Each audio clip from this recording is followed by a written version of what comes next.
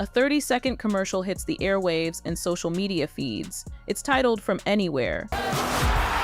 From anywhere.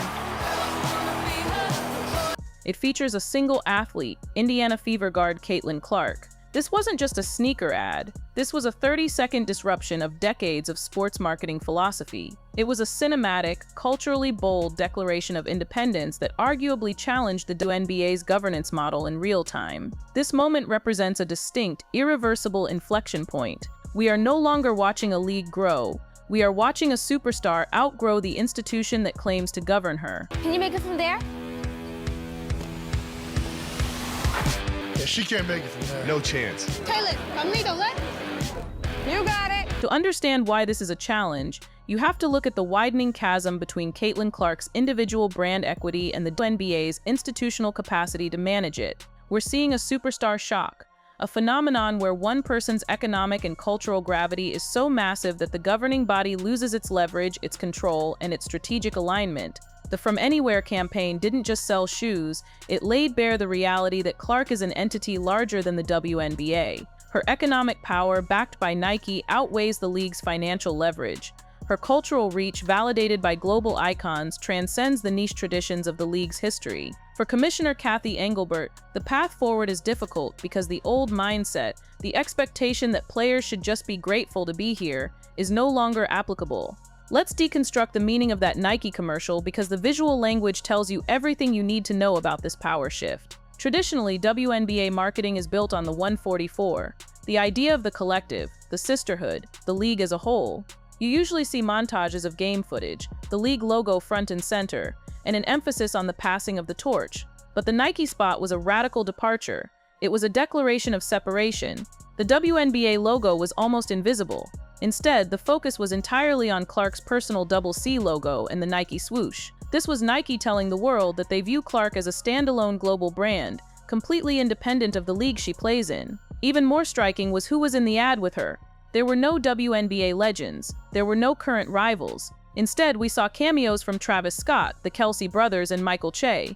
By positioning Clark alongside male superstars and pop culture icons rather than her WNBA predecessors, Nike bypassed the traditional WNBA narrative.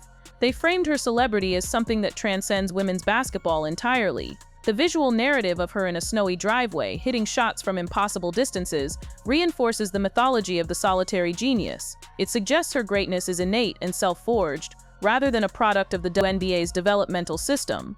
The timing was a masterstroke of strategic marketing. Releasing this on Christmas Day, when the WNBA is in its off-season and the NBA and NFL dominate the news, effectively captured the holiday sports cycle. It kept Clark front of mind without the league receiving any benefit from live games. It also served to completely overshadow Unrivaled, the new 3-on-3 league founded by stars like Breanna Stewart. The engagement on Clark's Nike spot was reportedly 6 times higher than the Unrivaled roster reveal. This proves a startling reality for the front office. Clark's brand doesn't need the WNBA season to thrive.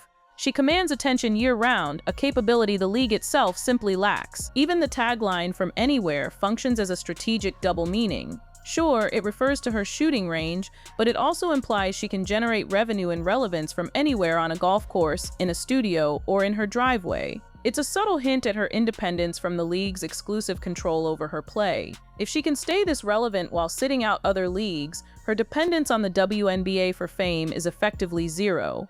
Furthermore, it connects her to a demographic the WNBA has historically struggled with: the heartland, the non-coastal fans. Nike is building a Clark economy that operates adjacent to but separate from the WNBA economy. Now, we have to talk about the numbers because the economic disparity here is staggering. This is where the governance challenge truly lives. In the 2024 season, Clark's rookie salary was roughly $76,535. Meanwhile, her Nike deal is valued at $28 million over 8 years. When you add in Gatorade, State Farm, and Gainbridge, you see a total shift in leverage. In normal labor relations, the employer has power because they sign the paycheck. For most WNBA players, that league salary is their lifeblood. For Clark, it represents less than 1% of her annual income. This creates a situation where traditional disciplinary measures or loyalty arguments just don't work. The WNBA needs Clark significantly more than Clark needs the WNBA's money. This is what made Commissioner Engelbert's reported Lucky Stars statement so problematic. Telling players they should be thanking their lucky stars for media rights deals reflects an outdated executive mindset. The idea that the institution creates the value and the players are just beneficiaries. In the Clark era, that dynamic is flipped. The league is the one capitalizing on the record-breaking viewership and attendance she drives. By implying players owe the league gratitude, Engelbert showed she didn't understand the new power dynamic. Clark doesn't need to thank her lucky stars, she is the star. The current collective bargaining agreement is essentially a limit on the league's growth engine. Negotiated before the Clark effect took hold, it caps salaries at a level that artificially holds down her value.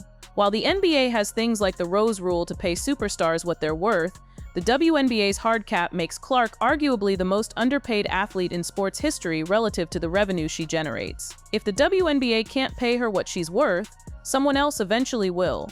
Take the unrivaled league as a case study. This was a strategic attempt by WNBA players to capture value outside the league's control. They reportedly prepared a massive offer for Clark. We're talking a salary of over $1 million for just a few weeks of work, plus significant equity in the league and revenue sharing. Some rumors put the total package near $150 million. This was a direct acknowledgement that salary isn't enough anymore. Superstars want to be partners, not just employees.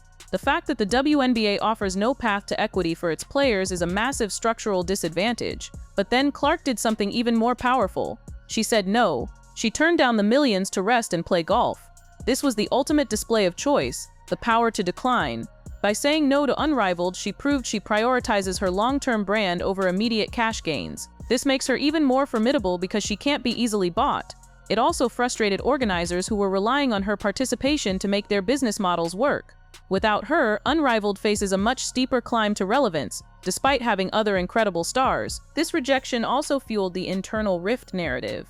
Many veterans see Unrivaled as a by us, for us initiative. When Clark doesn't participate, it's interpreted by some as a lack of solidarity. But from a business perspective, why would she dilute her global brand in a startup league when she's already at the top? This economic disconnect between Clark and the rank-and-file players complicates everything for the players' union. How do you present a unified front when one player's financial reality is on a different planet than everyone else's? This leads us to the marketing rivalry between Clark and Aja Wilson. This is where the tension becomes personal and institutional. Aja Wilson is a reigning MVP, a champion, and arguably the best player on the planet by every on-court metric. Yet Nike gave Clark a signature shoe deal immediately, while Wilson faced years of delays. This discrepancy birthed endless theories. Critics argue Nike is prioritizing marketability and specific demographics over basketball merit. But industry analysts look at the velocity of Clark's merchandise sales. It's unlike anything we've seen in women's sports. Nike's assessment of the marketplace is clear. Wilson is the better player, but Clark is the superior product. In a merit-based sports culture, that is a difficult reality to accept. It creates a morale challenge that the commissioner has to manage. If your league's MVP feels overlooked by your biggest corporate partner, you have a problem. The media calls it envy, but it's rooted in economic reality. The veterans spent 25 years building this league with almost no corporate support, only to see a rookie walk in and get a high-level marketing push. That friction is inevitable. And let's look at who was missing from that Nike commercial: the old guard. No Lisa Leslie, no Cheryl Swoops, no Sue Bird. By excluding the legends, Nike effectively separated Clark from the WNBA's history. They positioned her as a peer to major sports stars, not an heir to WNBA legends. This has understandably alienated the pioneers. Cheryl Swoops, a four-time champion, has been one of the most vocal critics of the Clark effect. Nike's decision to ignore the founders in that ad was a tacit endorsement of Clark's new era over the old guard. It's a story of disruption, not evolution. This brings us to the leadership of Commissioner Engelbert. Her corporate background was supposed to bring discipline to the league, but her tenure in the Clark era has been defined by a perceived inability to lead the culture. The league always seems to be reacting to Clark news rather than making it. The Christmas Day ad reportedly sent the front office into a state of urgency because they were completely outmaneuvered by Nike.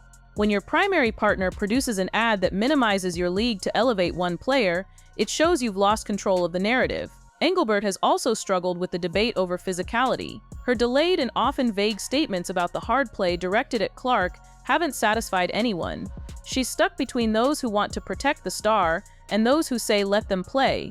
The pressure reached a boiling point after those lucky stars comments, leading to public criticism from high-profile media figures. If the commissioner can't command the respect of her players or the media, her ability to negotiate the next CBA is in serious jeopardy. Even the logistics haven't kept up with the hype. While the Nike ad projected a global image, the actual rollout of Clark's merchandise was problematic. Fans in international markets couldn't buy her shoes or jerseys. This reinforces the perception that the WNBA is a regional league that isn't ready for the big stage. It's a gap between promise and delivery. The hype is global, but the operations are still catching up. All of this points to a significant challenge for the WNBA, a potential breakaway scenario. The From Anywhere campaign proved that you can generate massive revenue and engagement through Clark without even mentioning the WNBA. If Nike and other investors decided to back a specialized tour centered on her, it could theoretically outperform WNBA revenues. Just as other sports have seen disruption from stars seeking better pay and schedules, a hypothetical Clark tour could offer WNBA stars multiples of their current salaries to play in major global markets. The Nike ad shows that her persona doesn't need the WNBA standings to be relevant. The 2026 CBA negotiations will be the final showdown. The players will demand a revenue-sharing model that reflects the league's new valuation, but the internal tension is the elephant in the room. Will the union fight for a system that rewards the one player driving all the growth, or will they stick to a flatter pay structure that continues to limit Clark's earnings? Analysts think the salary cap has to rise significantly to accommodate this, but owners might resist. In the end, the From Anywhere commercial was a barometer. It showed that Caitlin Clark has become an entity larger than the league that governs her. The Lucky Stars era is over. To survive this shift, the WNBA has to fundamentally rewrite its business model. They have to move away from the strict collective philosophy and embrace a star-driven model that pays top performers closer to their market value. If they don't, the threat in that Nike ad becomes a reality. Caitlin Clark can indeed make it from anywhere, and she might decide she doesn't need the WNBA to do it. The league has to decide right now. Do they want to be the platform that empowers their biggest star, or the constraint that she eventually outgrows? The structural failure of the WNBA to capitalize on this moment isn't just a matter of marketing. It's a failure of imagination. For decades, the league operated under a survivalist mindset. Every decision was made through the lens of preservation. But that defensive posture is precisely what makes the institution so ill-equipped for a superstar who demands a bold strategy. When Nike releases a campaign like From Anywhere, they are stress-testing the league's infrastructure. And right now, the infrastructure is showing signs of strain. The most visible sign is the friction between merit and marketability that is creating tension in the locker room. In a traditional sports league, the MVP is the center of the universe. A'ja Wilson has done everything a player can do to earn that spot. Yet the economic reality is that the market rewards attention. The WNBA front office has tried to play both sides, attempting to appease the veterans by emphasizing the collective, while quietly cashing the checks generated by the individual star. This both sides approach is a recipe for difficulty. It has created a vacuum where resentment grows, and instead of the league managing that tension, they've allowed it to spill over into public disagreements that only further alienate the talent. Furthermore, we have to look at player safety as a failing metric. The physical targeting of Clark on the court, often encouraged by a subset of the league, isn't just tough basketball. In any other major business, if your primary revenue generator was being physically targeted by other employees, the leadership would step in immediately to protect the asset. Commissioner Engelbert's hesitation to take a firm stand on this has signaled to the players that the institution is more committed to its internal hierarchy than its external growth. If Clark is the engine, the WNBA is currently letting the other parts of the machine create unnecessary friction. This brings us to the ultimate question: what happens when the Clark economy decides it no longer needs the WNBA's permission? We are seeing the rise of the athlete as their own platform. In the past, players needed the league for distribution, but with social media, direct-to-consumer brand deals, and massive corporate backing, the distribution is already handled. If Clark can reach 10 million people with a single post, the WNBA's broadcast deal becomes a secondary concern. The league is currently acting as a middleman that is taking a cut of the value she creates while providing only a fraction of the support she requires. If the 2026 CBA negotiations don't result in a radical restructuring, one that includes improved travel, a massive spike in the salary cap, and a path to equity for top-tier stars, the breakaway threat moves from a theory to an inevitability. The From Anywhere commercial was the first major signal. It told the world that Caitlin Clark is a global icon who happens to play in the WNBA, not just a WNBA player. The distinction is everything. The league is running out of time to prove that they are a partner in her greatness rather than a passenger on her journey. If they don't change, they won't just lose their biggest star, they'll lose the very future she was supposed to build for them.